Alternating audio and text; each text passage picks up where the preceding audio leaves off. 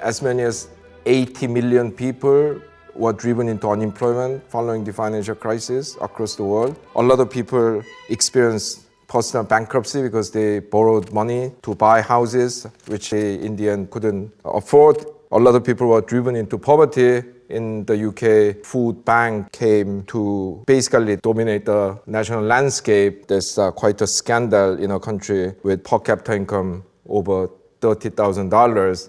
When the economy went down after the crisis, naturally tax revenue fell because a lot of businesses that didn't make any profit. People's incomes were reduced. And in many countries, although not all, the government used that as an excuse to cut government spending. So they said, we now have a budget deficit, we have to get rid of it. How do we do it? We basically have to cut spending. A lot of countries, once again, not all, cut spending for the most vulnerable people, basically welfare payments. A lot of governments put literally trillions of dollars of money into the financial sector, first in the form of bailouts, and then in the form of so-called quantitative easing, basically government giving away money to the financial institutions so that the economy is kept afloat. No banker, no financial regulator, no economists who were advising them were punished for their failure to manage the financial economy. One British banker lost his knighthood, big deal. Why was no one responsible for what happened? Naturally, people became very angry. And we are living through the political consequences of it today. The rise of xenophobic right throughout Europe, the Brexit, Donald Trump. At the other end of the political spectrum, leftward shift of the Labour Party under Jeremy Corbyn, Bernie Sanders in America, more recently Alexandria Ocasio-Cortez. All of this, in a way, is a consequence of that financial crisis. Alan Greenspan, the chairman of the Federal Reserve Board, the Central Bank of the United States, was hailed as a maestro. He had the magic touch. He could wave his wand and the economy will get out of recession. In 2003, the Chicago economist Robert Lucas, who is arguably the leading neoclassical macroeconomist, confidently declared the problem of depression prevention has been solved. If some physicists that declared, that dark matter doesn't exist, then 5 years later, it was proven that it did, the guy will be ostracized from the profession. But in economics, it doesn't matter. As far as you are in the right political camp, you can say anything, even if you have proven wrong. In 2004, Ben Bernanke, who was at the time the chairman of the Council of Economic Advisors to the US president, and later became the chairman of the Federal Reserve Board, talked of the great moderation. He basically said that we nailed it. Everything is moderate. No more boom and bust, no more big swings. At the time, a lot of economists, a lot of politicians, a lot of journalists talked about the Goldilocks economy. So basically, a lot of people are saying that we are in the just right place, perfect. We've mastered the art of managing the economy. So to these people, the crisis came as a total shock. Alan Greenspan was, following the financial crisis, called to the Congressional Committee to talk about why this crisis happened. He was pursued by Congressman Waxman, who made quite a name during those days by being very persistent. But basically, Greenspan really couldn't understand what happened. He said, things have been going well with the current model for the last 40 years or so. I think my model, my ideology, as he calls it here, has a flaw. Give me a break. When you think about it, this is crazy. Because this is not the first crisis that has happened in the last 40 years. since the financial sector was deregulated from the late 70s, early 80s, we had crisis after crisis. You know? In 1982, Chile got into a huge banking crisis because several years before that, the then new Chilean government of General Pinochet liberalized the banking industry, opened financial borders. For a while, the economy boomed, and then in 1982, the whole sector went down the drain, so much so that basically a regime that came to power by killing thousands of people in the name of defending private property basically had to nationalize the whole banking sector. In the late 1980s, the American financial institutions called savings and loan, these were basically like British building societies, set up to take small deposits and make household mortgage loans to people in the local area. So these institutions were initially very heavily regulated, so they couldn't, for example, lend money to commercial operations. But then when Ronald Reagan came to power, he liberalized this sector, and then they got into all kinds of dodgy businesses. And in the end, in the late 1980s, there was such problem in the sector that basically the American government decided to bail out huge number of them and some banks who heavily lent to these smaller institutions. I mean, that bailout wasn't small. I mean, it took the equivalent of 3% of US GDP. I mean, of course, nothing compared to what we have seen recently, but it wasn't a joke. It was a major financial crisis, which, of course, that Mr. Greenspan himself had to sort out. How come he forgot something like that? I don't know, but Yeah, and in the late 80s, the Scandinavian countries got into financial crisis. These countries had liberalized their financial sector in the mid-1980s, and a lot of financial institutions went into trouble. Yeah, and then you had the famous tequila crisis in Mexico, 1994, 95, Asian financial crisis of 97 and 98, Russian financial crisis during which this hedge fund called long-term capital management almost brought down the American financial system. It was so heavily exposed to the Russian market that basically the Federal Reserve Board had to lock up the CEOs of 12 main lending banks to this hedge fund and force them to cough up more capital to save this from bankruptcy. The interesting thing is that two of the partners of LTCM, the company, long-term capital management, were Nobel Prize winning economists, Robert Merton and Myron Scholes, who actually a couple of years before this got their Nobel Prizes in asset pricing. This was the ultimate joke. No, it's actually worse because these two people were involved in failed ventures in the 2008 financial crisis again. 99, the Brazilian crisis, 2002, Argentinian crisis. These are only the major ones. I mean, the list goes on and on and on. So if only Greenspan and other supporters of financial deregulation had remembered events in their own lives, never mind the tulip fever, never mind the 1929 great financial crash, they should not have been surprised by this crisis in 2008. So why were all these people, all these learned people like Lucas, Bernanke, people with decades of experience at the top of the financial system like Alan Greenspan, why were they blind to the possibility of financial crisis? Well, to put it simply, it's because they subscribe to a particular ideology, as Greenspan called it. Financial crises are theoretically impossible because financial markets are places where assets are valued and traded. However, many economists, at least starting with John Maynard Keynes and later Charles Kindleberger, Hyman Minsky, have been telling us how unregulated financial markets are inherently unstable and prone to crisis. In the famous analogy used by Keynes, he likened the stock market to a beauty contest. This was a particular type of beauty contest that apparently were popular in British newspapers in the early 20th century. So what they did was to publish pictures of 100 beautiful women.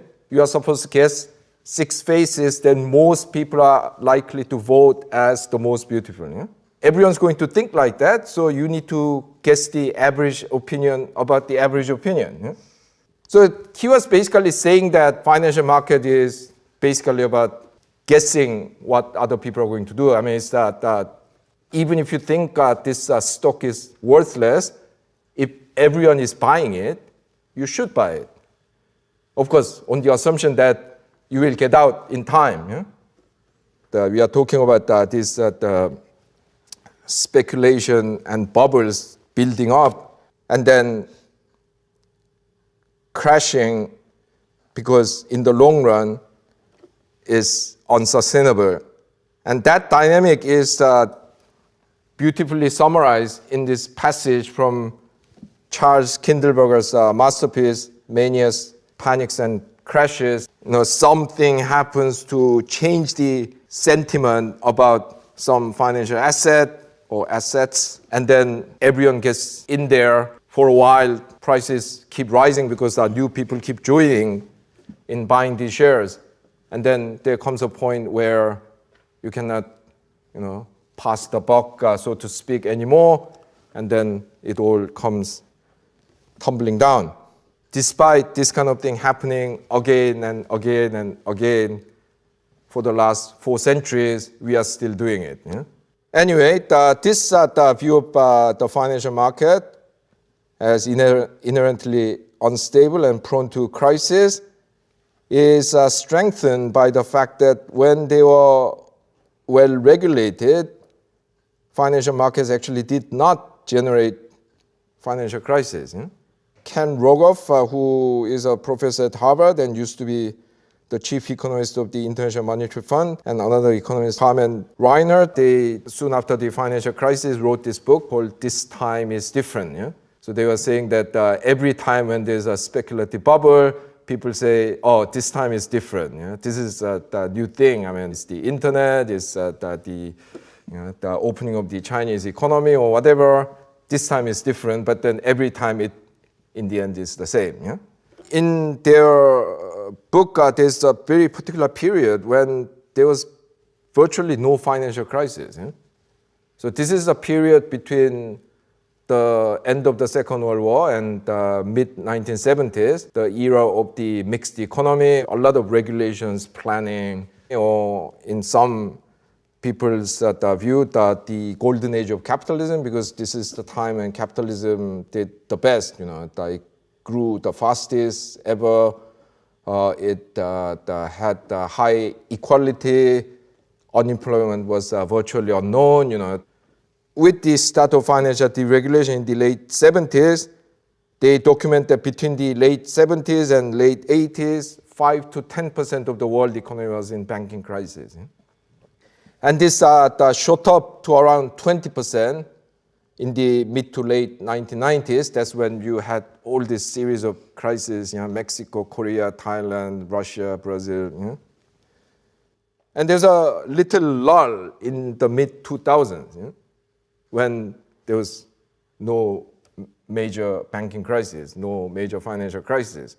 This is exactly when all those people came out saying, we have solved the problem of preventing recession. Well, they spoke too soon, didn't they? There was a famous crash, and something like 35% of the world economy was in financial crisis. So in mainstream economics textbooks, this justification of today's financial system is made in the following way. Households earn income from selling their labor to firms and save some of that income and deposit it in banks. And firms generate profits out of the investment they make, combined with the labor supply by household. And in order to do that, they have two ways to raise finance. One is to borrow from banks, and the other is to issue shares in the stock market so that they get new finance. Yeah? Banks collect savings from household and profits from firms who do not, in that period of time, need to invest. Yeah? And they channel that money to other firms, both the money from savings from households and profits deposited in the banking system. They use that money to lend to firms that want to invest in that period. So in that story, there are two main types of financial institutions, the bank and the stock market. Yeah? If you check the reality, stock markets and banks actually have not played the leading role in financing corporate investment as it is told in this story. This is somewhat surprising, but because at least since the 20th century, corporate investments have been made mainly by using profits retained by the investing firm. Many of the banks that have financed long-term corporate investments are actually state-owned banks. There are two types to that. One is the so-called development banks. Examples would be KfW in Germany, KDB in Korea. And these are banks that are mainly engaged in lending for the long term. So typically commercial banks, deposit-taking banks, they lend for 6 months, 1 year, even though they may constantly roll the loan over. But these development banks make loans for at least 3 years, sometimes 5 years, sometimes even 10 years. Yeah? So basically they have been the one important source of corporate investment financing. Secondly, there have been commercial banks which were forced by the government to engage in corporate financing. This was possible because these banks were owned by the state. So these banks used to play very important roles in corporate investment financing. There were some commercial banks that were involved in corporate financing, but these are banks of very particular kinds. These are banks that are engaged in some kind of long-term relationship with the companies that borrow from them. There are two kinds of the banks engaged in relational banking. And the first kind is what I call group banks. You know? These are banks embedded in business groups. Examples would be like the Handelsbank in Sweden. There were banks in Japan which before the Second World War used to lend for the corporate investment to sister companies that belong to the same zaibatsus. Yeah? So these are business groups that are like Mitsubishi, Sumitomo, Nissan, and so on. Now these zaibatsus were disbanded after the Second World War by the American Occupation Authority, but then they kind of loosely regrouped into keiretsus, and they all had their own banks. Yeah? They were more interested in lending to their sister companies for the long term. And then the other example of this relational banking is the so-called main banks in Germany. Yeah? So there are these the big banks in Germany which would lend to some companies, but that's not the end of it. Because they then, if they think that this company is important enough, might take a stake in the companies. Yeah? So they own the shares of these companies. Sometimes they might even have one of the officials sit in the board of management. All of these are banks that were involved in a major way with corporate financing, development banks, state-owned commercial banks, group banks, main banks of Germany. They were not the deposit-taking commercial banks that you see in the textbooks. But more importantly, you have to realize that the stock market has been even less relevant than banks or commercial banks for corporate investment. Net equity issue basically shows how much money has gone into the corporate sector from the stock market. Since the end of the Second World War until the mid-1980s, the stock market did not contribute in net terms to corporate financing at all.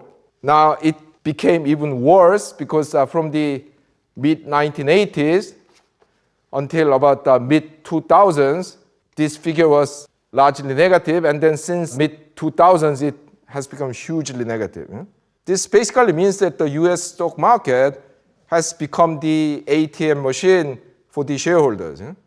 So the story about how the financial system works that we normally see in the standard economics books is completely misleading. Stock market actually takes money out of the corporate sector rather than supplying money to the corporate sector. Commercial banks play a very minor role, and if any bank played an important role in corporate financing, is that these unusual banks, state-owned banks, the group banks, the main bank, which are all not even discussed in standard economics textbooks. The current financial system we have is not even like the other unregulated financial markets of the past. The financial market that led to the great crash. It has some very distinct features: financialization, extreme complexity, increased short-termism, and increasing role in the perpetuation and the increasing inequality. Financialization, we are talking about the penetration of financial logic into everything. So first of all, look at the non-financial corporate sector. A lot of these non-financial companies have been financialized. So first of all, the share of financial assets in the total assets they have increased quite dramatically. So traditionally, yes, all companies might own some financial assets for various reasons, but most of the things they own were like machines, buildings, and so on. So for example, in the US, the share of financial assets in the total assets of non-financial companies was just over 1/4 in the 1970s. By the mid-2000s, this had risen to around half. And many non-financial corporations actually created financial subsidiaries, basically moved into financial business. General Electric created GE Capital, Ford created Ford Finance, General Motors created GMAC. These companies have made more profits than the original company. Between 2001 and 2003, Ford made all its profit in Ford Finance. It's supposed to be a car company, but car business that doesn't make money. It's not just the companies, it's also individuals and households. Households in countries like the United States that piled up on their debt in the last few decades because the median wage in the US has been basically stagnant since the mid-1970s. Their jobs have become more insecure, and the welfare state was, not everywhere, but in many countries, weakening. So basically they had to resort to these consumer loans to smooth their consumption. Rising relative price of housing, especially in countries with poor public housing provision, have forced people to borrow large sums of money to buy houses. On top of that, there are these days many financial instruments to allow you to borrow against your future, so to speak. So you take out a student loan, you invest in your human capital by getting a degree or getting extra qualification, and then your earning power increases. So basically you are borrowing to invest in your future. So household debt has exploded. I mean, it has come down a bit after the financial crisis, but it's still at a very high level. In the early 50s, household debt in the United States was below 25%. Yeah? By the mid-2000s, on the eve of the financial crisis, it has risen to 100% of GDP. Yeah? Of course, not as big as the increase in the debt of the financial sector, which used to be close to zero, and then now it's something like 120%. But households have taken on huge amount of debts. Yeah? So financial logic has penetrated not just the non-financial corporations, but also the households. Financialization, thirdly, also involves making people see the world more through the financial lens. Yeah? There's no sense that education is inherently valuable. Yeah? It's all about how much is it going to add to your salary. Yeah? Investing more in health will increase worker productivity. Yeah? Now, I'm not denying that there are financial aspects to these things, yeah? But now you are seeing everything only through that lens. Yeah? When you are trying to defend the BBC as a public broadcasting institution, you are defending it as a money generator, not as some worthy public service. Yeah? Even for non-financial corporations, their worth is judged by the financial profit that they are making. Yeah? The fact that General Motors went bankrupt, General Motors was literally the car company. Yeah? Why did General Motors go bankrupt? Basically because of this. Yeah? Because they were basically making money through financial operation, neglecting cars, which was supposed to be their own main business, while giving away all its profits as dividends and share buybacks, and therefore not investing. Yeah? As far as you made money, didn't matter whether you made it with cars or financial arm called GMAC. Yeah? But then, of course, the chickens came to roost. But the second characteristics of today's financial system is extreme complexity. Especially in the last couple of decades, there have been a lot of financial innovations. Yeah? I mean, this alphabet soup of acronyms, which make your head spin. ABS, MBS, CDO, CDO squared, CDS. They were all supposed to reduce risk, but what happened was that they largely only masked the risk rather than genuinely reducing it. But B, more importantly, they were too complex and made the financial system as a whole too complex to manage. Yeah? And that was one important reason behind the 2008 financial crisis. Yeah? So let's look at this. So in the old days, banks made loans for people to buy houses, maybe a car. Yeah? As the lending bank, you have to hold the loan until the repayment is finished. Yeah?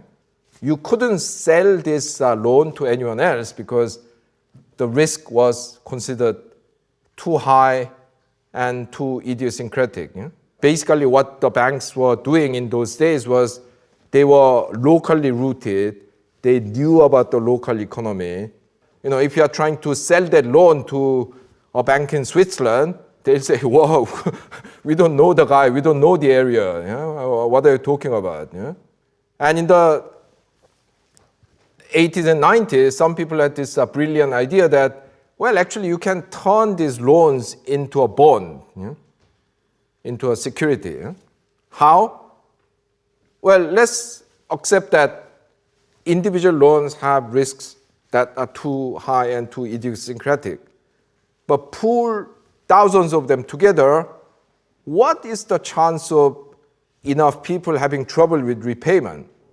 Rather low. Yeah?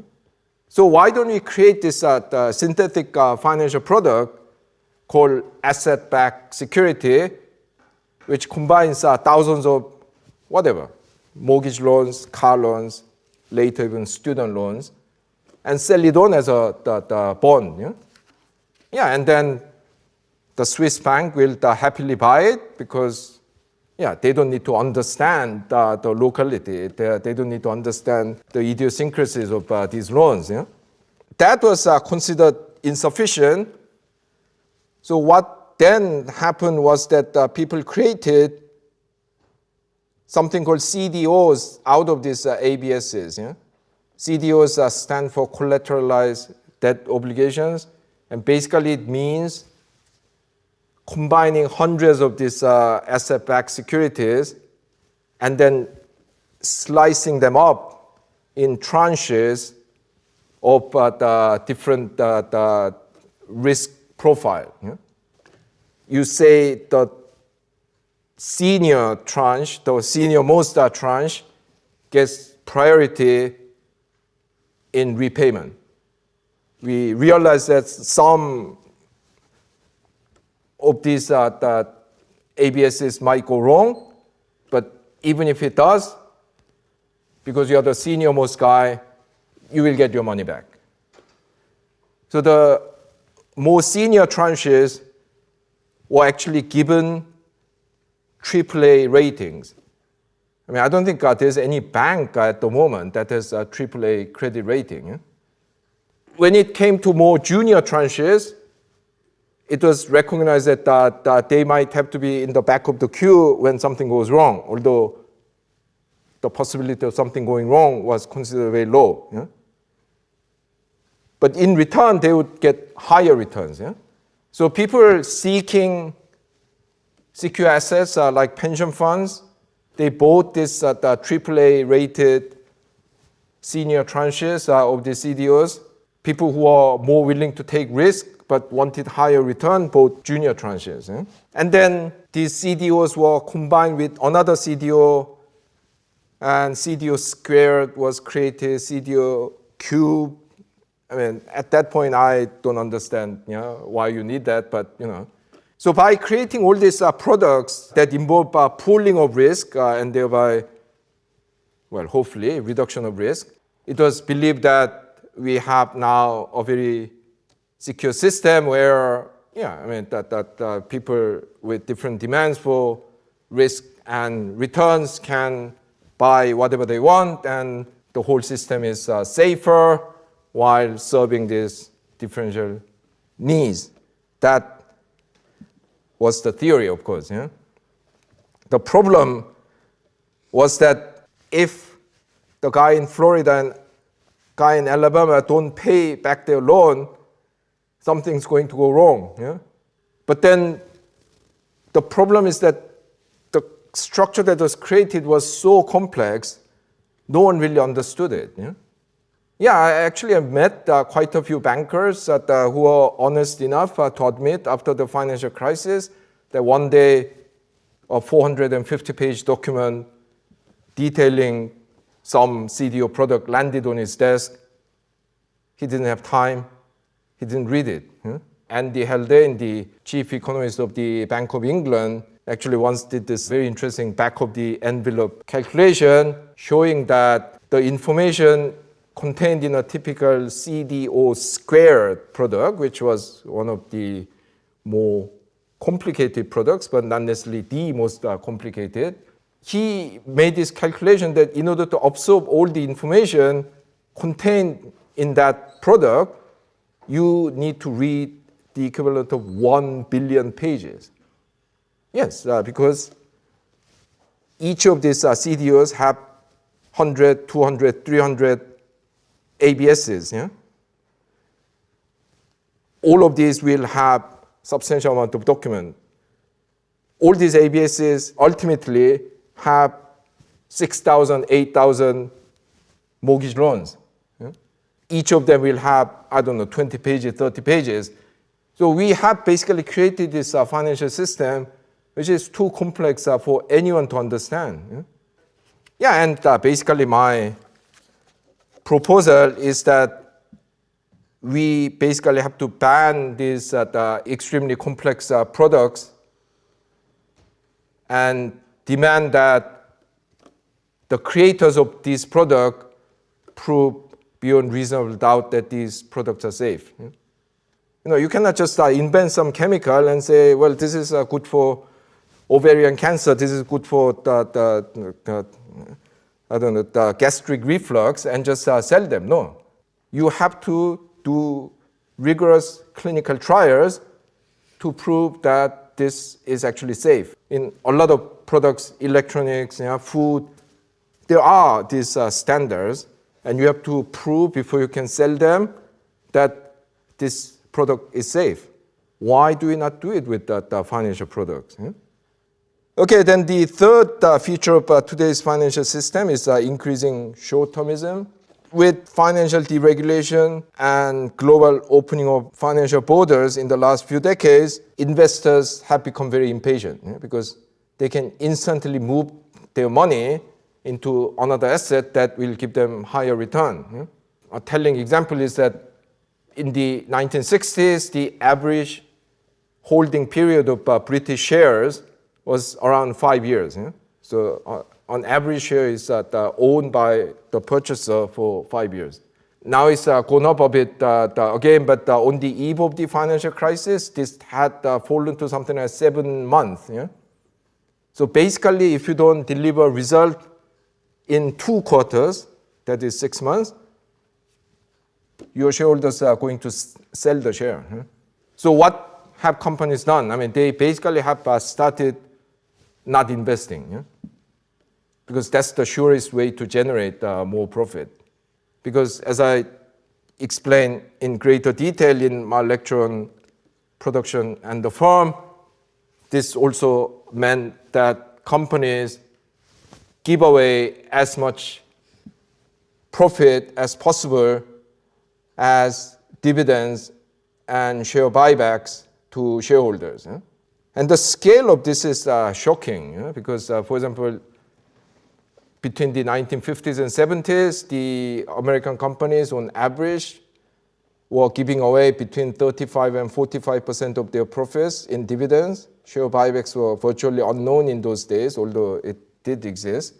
Since the 2000s, basically American companies have been giving away 95% of its profit to shareholders. There's no money left for investment. And as I showed earlier in this lecture, retained profit has been the most important source of corporate investment. So this has weakened companies' long-term prospects. Because yes, I mean, you are doing great by cutting stuff and not investing, generating lots of profit, giving away a lot of it, and for a while your share price might go up, and as a CEO you might be getting great reward for that, because your remuneration committee is going to be very happy with your performance and give you a raise of 10 million pounds. But 5-10 years down the line, your company is going to go down the drain. But do you care? Well, I mean, you will have moved on to another company. Do the shareholders care? They'll have moved on to other companies years ago. Well, finally, the current financial system has facilitated the persistence of an increase in inequality.